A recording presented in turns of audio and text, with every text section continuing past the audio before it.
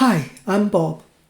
Welcome back to the solutions to the exercises for Chapter 9 about the properties and applications of the competitive model. There are two main properties of a competitive market. First, firms in a competitive equilibrium make zero economic profit in the long run. We have solved exercises about that in the last video. The second property of a competitive market is that competition maximizes welfare. We use the sum of consumer surplus and producer surplus as a measure of society's welfare. We will solve the questions about how competition maximizes welfare today. Let's answer exercise 3.1.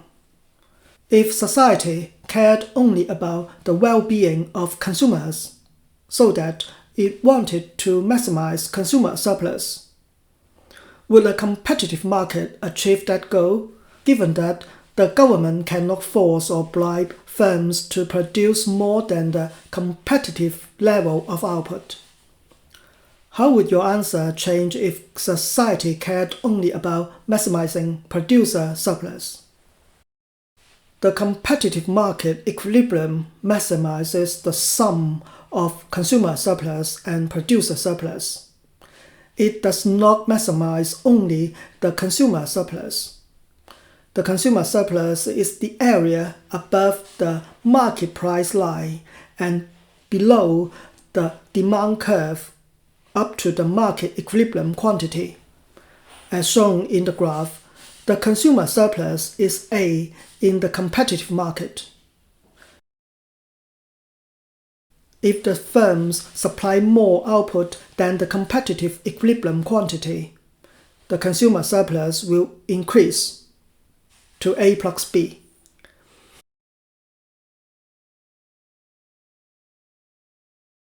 If society only cares about maximizing producer surplus, a competitive market cannot achieve the goal either.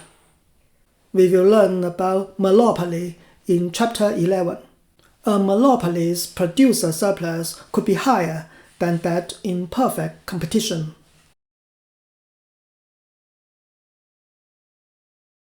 Let's solve exercise 3.2. Suppose that the market demand curve for 32-ounce wide-mouth Nalgene bottles is as follows, where Q is the quantity of bottles per week and P is the price per bottle. The market supply function is as follows. What are the equilibrium price and quantity? What is the consumer surplus? What is the producer surplus?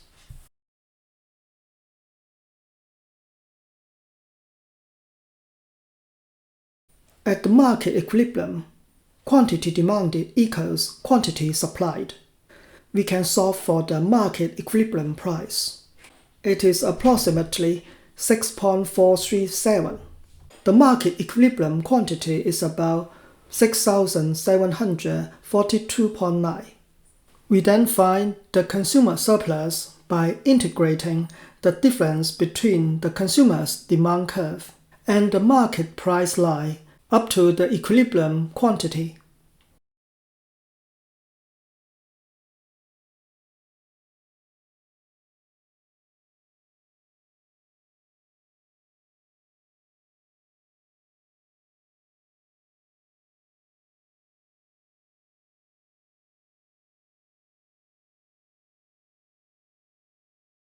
It is around 571,079. It is the blue area in the graph. Similarly, we find the producer surplus by integrating the difference between the market price line and the supply curve up to the equilibrium quantity. It is approximately 5,290. It is the red area in the graph. Let's see exercise 3.3. Suppose that the inverse market demand function for silicone replacement tips for Sony earbud heck firms is P equals Pn minus 0.1 times Q, where P is the price per pair of replacement tips, Pn is the price of a new pair of heck firms, and Q is the number of tips per week. Suppose that the inverse supply curve of the replacement tips is P equals 2 plus 0.012 times Q. In part A, find the effect of a change in the price of a new pair of heck firms on the equilibrium price of replacement tips at the equilibrium, dP over dPn. At market equilibrium, the quantity demanded equals the quantity supplied. Combining the inverse market demand and supply functions gives the market equilibrium price and quantity.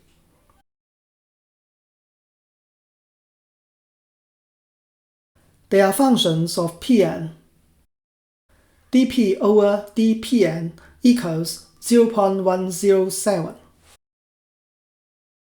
In part B, if Pn equals $30, what are the equilibrium price and quantity?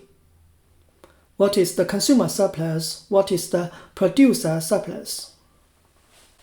Substituting the value of Pn into the market equilibrium gives the equilibrium price of $5 and the equilibrium quantity of 250.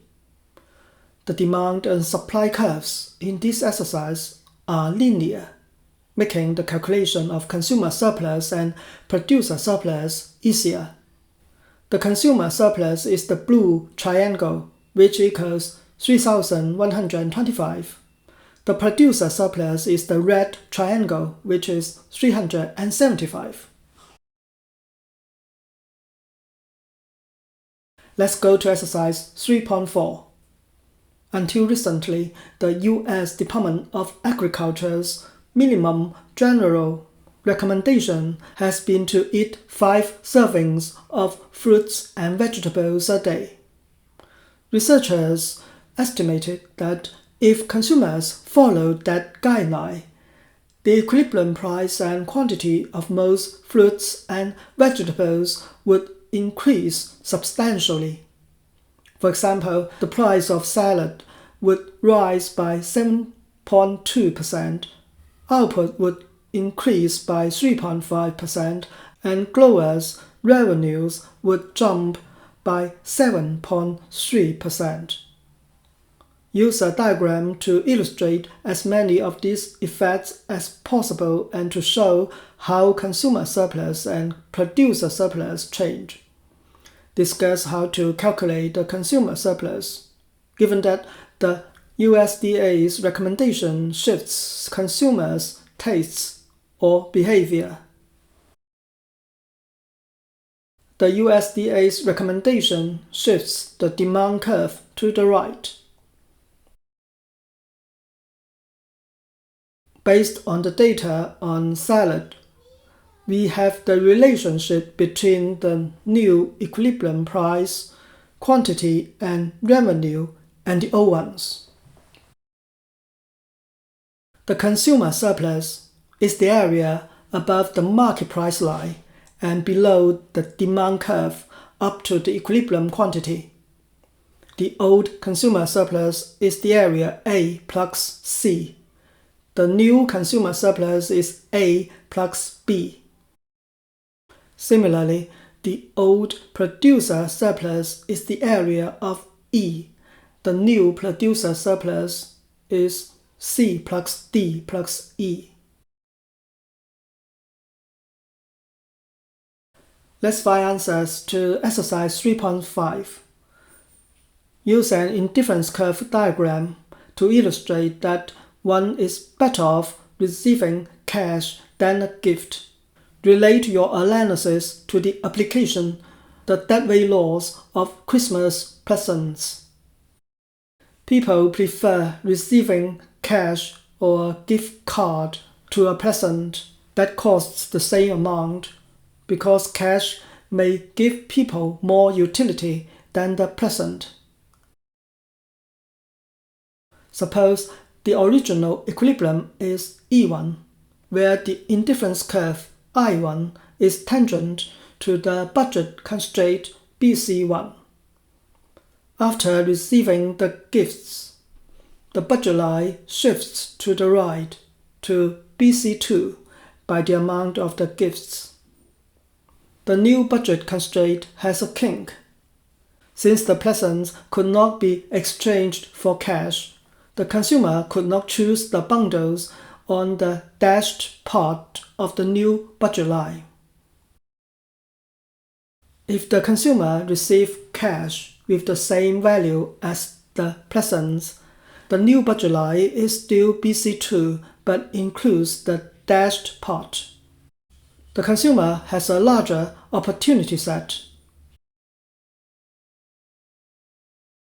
The new equilibrium could be E2 with gifts, where the highest possible indifference curve I2 touches the new budget constraint on the corner. But with cash, the consumer can choose E3 on a higher indifference curve I3.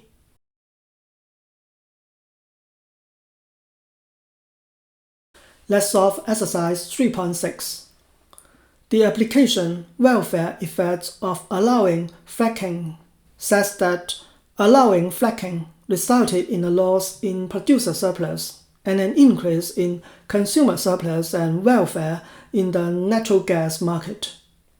Illustrate these results in a figure. Fracking has a higher average cost than conventional oil wells. As the price of natural gas rises, fracking becomes profitable and more wells using fracking enter the market and start to produce. The market supply curve rotates to the right from S1 to S2. For each price level, more output is supplied. And as the price increases, more fracking wells join the market. We draw the market demand and supply curves to show the change in consumer surplus, producer surplus, and total surplus as a measure of social welfare. Before allowing fracking, consumer surplus was the area of A. After allowing fracking, consumer surplus becomes A plus B plus C. Consumer surplus increases. Before fracking was allowed, producer surplus was B plus D, but it becomes E plus D after fracking is allowed. Producer surplus could be reduced.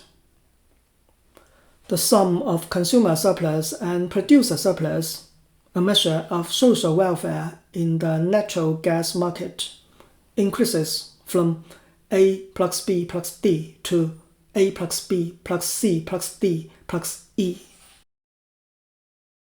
Thank you for solving the exercises with me today. See you tomorrow for the next section of the chapter. Goodbye. Thank you for watching this video and subscribing to my YouTube channel. See you next time.